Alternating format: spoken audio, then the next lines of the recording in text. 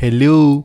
इस वीडियो में हम डिस्कस करेंगे S P Bakshi series idioms and phrases letter letter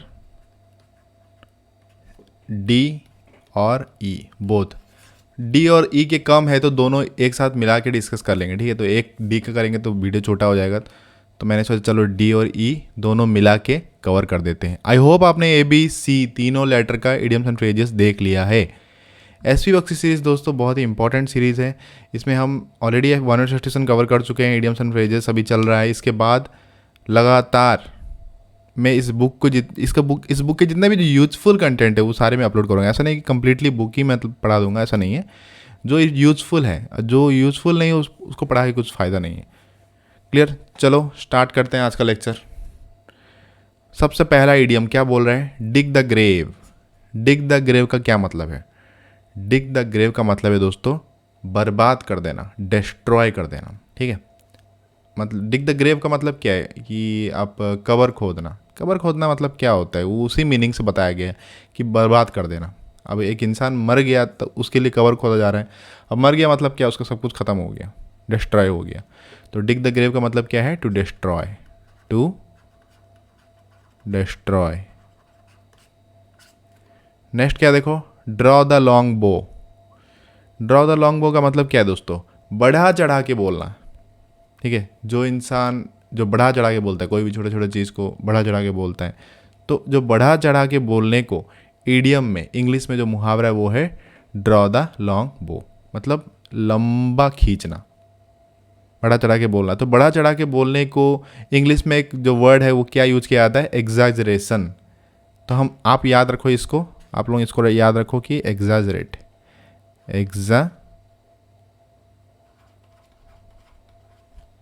exaggerate, ठीक है। डाई इन हार्नेस। डाई इन हार्नेस का क्या मतलब है?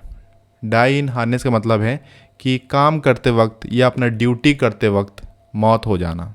मतलब ड्यूटी में हो और मौत हो गया। जैसे कि जितने भी जो जवान लोग होते हैं हमारे, आर्मी, नेवी, डिफेंस, जितने भी डिफेंस में जो है वो मतलब ड्यूटी में है और उनका मौत हो गया या वो शहीद हो गए, तो उसको बोलते हैं डाई इन हार्नेस। इवन आप सिविल में भी काम कर रहे हो और ड्यूटी में हो और आपका डेथ हो गया, किसी का डेथ हो गया, आपका नहीं, किसी का डेथ हो गया, तो हम जो ड्यूटी करते करते जो मर जाता है ना उसको बोलते हैं, उस चीज़ को इंडिकेट करनी बोलती कि डाई इन हार्नेस। क्या बोलते हैं? डाई इन हार्नेस का मतलब क्या है? Die while working, die while working, ठीक है। डच करेज। डच करेज मतलब दोस्तों एक मतलब साहस, लेकिन ये जो साहस है ना ये दारू पी के आता है, मतलब नशे वाला साहस। मतलब एक इंसान नशे में है और वो मतलब अपना ब्रेवरी दिखा रहा है। अब नशे में है ना वो, अपना होश में नहीं है वो। अब होश में नहीं है तो उसका ब्रेवरी बाहर निकल रहा है। जब उसका नशा ख़त्म होगा तो ब्रेवरी उसका चले जाएगा। तो डच करेज का मतलब क्या है? अल्कोहलिक, अल्कोहलिक ब्रेवरी, ऐसे याद रखो, अल्कोहलिक ब्रेवरी, ठीक है। मतलब नशा हो गया और अपना वीरता दिखा रहा है। नेक्स्ट क्या देखो? Dare devil. डेयर डेविल तो आपने सुना ही होगा, बहुत जगह पे आपने ये वाला इडियम सुना होगा। डेयर डेविल का मतलब होता है फियरलेस पर्सन। क्या है? फियरलेस, फियरलेस पर्सन, ठीक है। चलो डेड ब्रोक। डेड ब्रोक का मतलब क्या है दोस्तों? डेड ब्रोक का मतलब है दोस्तों भिखारी, मतलब बर्बाद, कुछ भी नहीं है आपके पास, कुछ पैसा नहीं है आपके पास, कुछ नहीं, जीरो, पॉकेट खाली, एम्प्टी पॉकेट, ऐसे याद रखो, एम्प्टी पॉकेट। या तो आप बोल सकते हो पेनीलेस, पेनी पेनीलेस, मतलब कुछ भी नहीं है, पॉकेट खाली है, पैसा कुछ नहीं है। Down and out. क्या मतलब है डाउन एंड आउट का? डाउन एंड आउट का मतलब है दोस्तों गरीबी और या बर्बादी, ठीक है। गरीबी मतलब इतना ज़्यादा गरीबी है कि आप बर्बाद हो गए, सड़क पे आ गए। पूर, तो इसको हम क्या बोलेंगे इंग्लिश में? पूर एंड ruined, मतलब गरीब हो गए और सड़क पे आ गए, उसको बोलते हैं डाउन एंड आउट, ठीक है, डाउन एंड आउट जहाँ पे भी इडियम देखोगे तो समझ जाना उसका मतलब क्या है कि गरीब और सड़क पे आ जाना, इतना गरीबी है कि सड़क पे आ गए हैं। नेक्स्ट क्या है देखो, ड्रैकोनियन लॉ। ड्रैकोनियन लॉ का मतलब क्या है दोस्तों, ये एक लॉ के बारे में बात कर रहा है। ड्रैकोनियन लॉ, ड्रैकोनियन लॉ उस टाइप के लॉ को बोलते हैं जो मतलब बहुत स्ट्रिक्ट होता है, बहुत strict, severely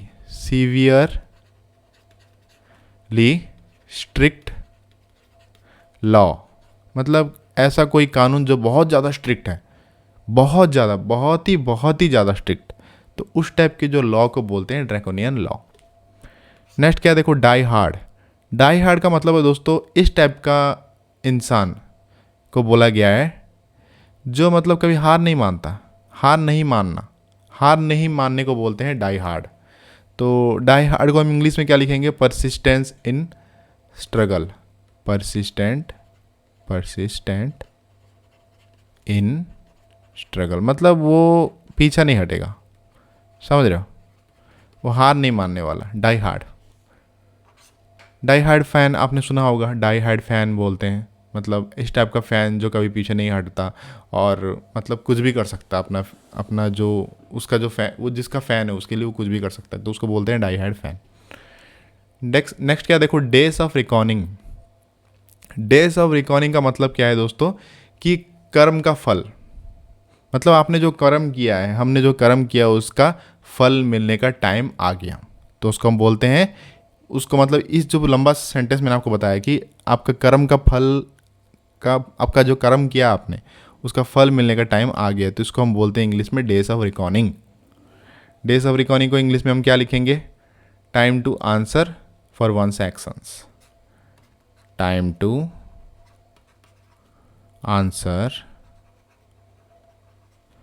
for one's actions, समझ रहे हो, कर्म का फल, और एक भी लिख सकते हो, कर्मा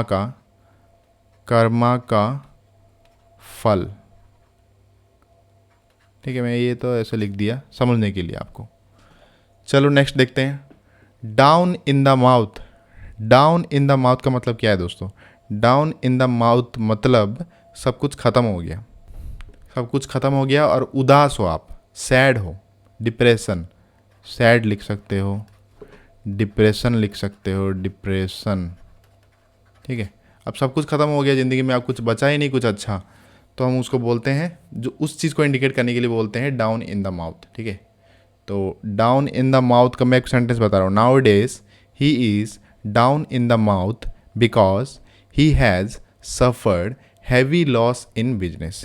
हैवी लॉस, बिजनेस में हैवी लॉस के कारण वो उदास में, मतलब वो डिप्रेशन में चले गया, तो वो डिप्रेशन और वो सैडनेस को एक्सप्रेस करने के लिए इडियम यूज किया गया है, ये क्या है, डाउन इन द माउथ।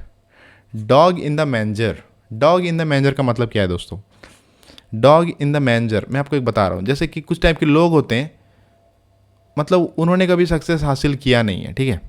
मान लो कि आपके फैमिली में कोई है जो कभी कोई गवर्नमेंट मतलब सरकारी नौकरी कभी क्रैक किया ही नहीं, लेकिन उनका दिमाग में ऐसा होता है मैंने नहीं किया है तो मैं किसी को करने भी नहीं दूंगा, मैं किसी को पढ़ने भी नहीं दूंगा, वो सभी को तंग करते हैं, सबको इरिटेट करते हैं, ताकि वो, उनका फीलिंग ऐसा है कि अगर मैं नहीं पा पाया तो और मैं और किसी को भी वो पाने नहीं दूंगा, तो उसको बोलते हैं डॉग इन द मैंजर, ठीक है। उस पर्टिकुलरली उस टाइप के इंसान को बोला जाता है dog in the manger.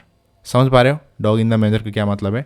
Dog in the manger का मतलब है अ पर्सन, इंग्लिश में बता रहा हूँ मैं, a person who prevents others from enjoying what he himself cannot, मतलब वो खुद एन्जॉय नहीं कर पा रहा है वो चीज़ को, तो वो क्या कर रहा है उसके बदले वो किसी को भी वो एन्जॉय नहीं करने दे रहा है उस चीज़ का, तो उसको बोलते हैं, उस टाइप के पर्सन को बोला जाता है dog in the manager.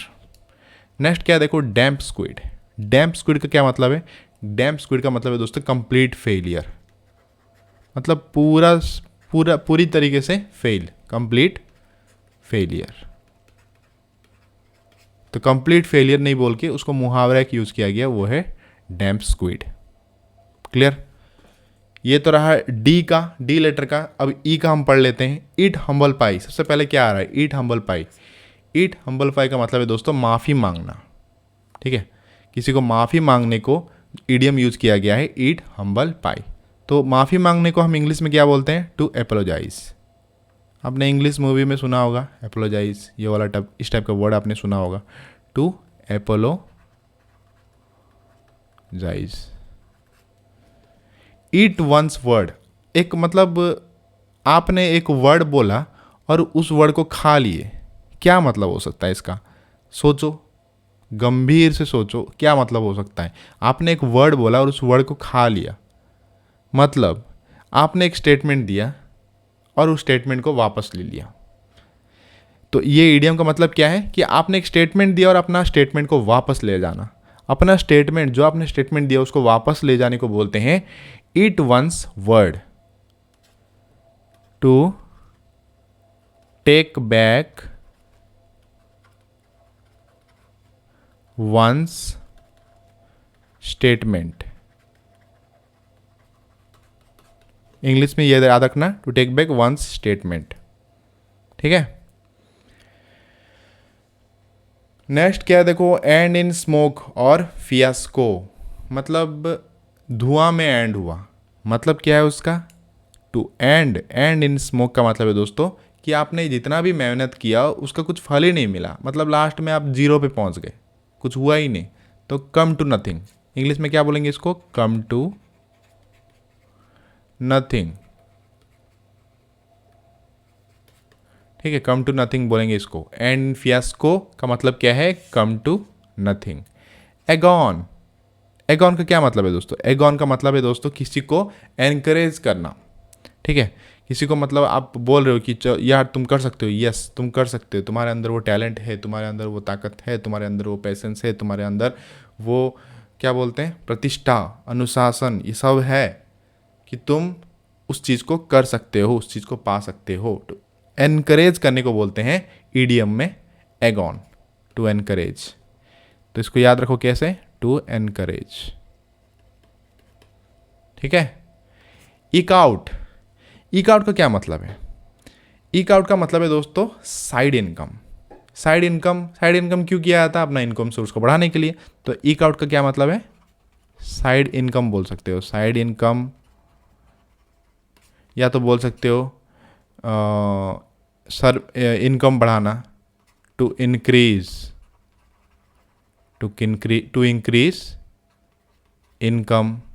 Side income सही रहेगा इसके लिए। ईक आउट का मतलब होता है मैक्सिमम, मतलब इसका जो प्रॉपर मतलब भी होता है साइड इनकम, मतलब आप साइड में कुछ कर रहे हो, मतलब जॉब के साथ साथ कुछ कर रहे हो अपना इनकम सोर्स को बढ़ाने के लिए।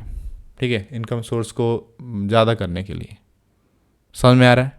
नेक्स्ट देखो, every dog has his day, ये तो मतलब फेमस ईडियम है। इसका हिंदी वाला क्या है? हर कुत्ते का दिन आता है। तो हर कुत्ते का दिन आता है का इंग्लिश वर्जन है every dog has his day. तो इसको तो लिखने की ज़रूरत नहीं, ये तो सबको याद ही रह जाएगा। हर कुत्ते का दिन आता है, हर कुत्ते का दिन आता है। ठीक है भाई, ये वाला अगर ईडियम एग्जाम में आए इसको तो गलती से भी गलत मत कर देना, अदरवाइज याद रखना हर कुत्ते का दिन आता है। नेक्स्ट देखो, एवर एंड एनॉन। एवर एंड एनॉन का क्या मतलब है? एवर एंड एनॉन का मतलब है दोस्तों कभी कभी, कभी कभी मेरे दिल में ख्याल आता है, समटाइम्स। तो कभी कभी आप अपने गर्लफ्रेंड के साथ, कभी कभी आप अपने बॉयफ्रेंड के साथ मिलने जाते हो, तो आप वो कभी कभी की जगह पे एवर एंड एनॉन यूज कर सकते हो ताकि वो समझ ना पाए। तो एवर एंड एनॉन का मतलब क्या है? कभी कभी। Next and last idiom of this video, eyewash. Eyewash क्या मतलब है दोस्तों? ब्रेन वॉश का मतलब क्या है बताओ? ब्रेन वॉश का मतलब किसी का ओपिनियन को चेंज कर देना। आई वॉश का मतलब क्या है? अब आई वॉश का मतलब ये मत बोल देना कि आँखों में जो पड़ा हो उसको हटा देना या किसी का नज़र चेंज कर देना ना। आई वॉश का मतलब है दोस्तों प्रिटेंड करना। ठीक है, मतलब दिखावा करना। मान लो कि आपका दोस्त आपको प्रॉमिस किया है, आपका दोस्त जो आपका बेस्ट फ्रेंड हो आपको प्रॉमिस किया कि तेरा हर मुश्किल में मैं साथ दूंगा, लेकिन जब मुश्किल का टाइम आता है तो वो भाग जाता है, तो उसको हम बोलेंगे आई वास, मतलब वो दिखावा कर रहा था। To pretend, to pretend. Pretend का मतलब क्या होता है? दिखावा। दिखावा करने को ईडियम में क्या बोला गया है इंग्लिश में? आई वास। क्लियर? समझ में आया? तो लेटर डी और लेटर ई रिलेटेड जितने भी इडियम्स एंड फ्रेजेस थे इस बुक में हमने कवर कर लिया और आपने याद रख लिया, आई होप, क्योंकि इस टाइप के एक्सप्लेनेशन करने के बाद आई डोंट थिंक कि आप इसको भूलोगे कभी, ठीक है? और भूल भी गए फिर से देख लेना वीडियो को स्पीड करके, और फिर से रिवीजन हो जाएगा और लंबे लंबे समय तक याद रहेगा। और हाँ, लास्ट में याद रखना, every dog has his day. Thank you so much for watching this video. Have a nice day, take care. Next lecture में फिर से मिलेंगे।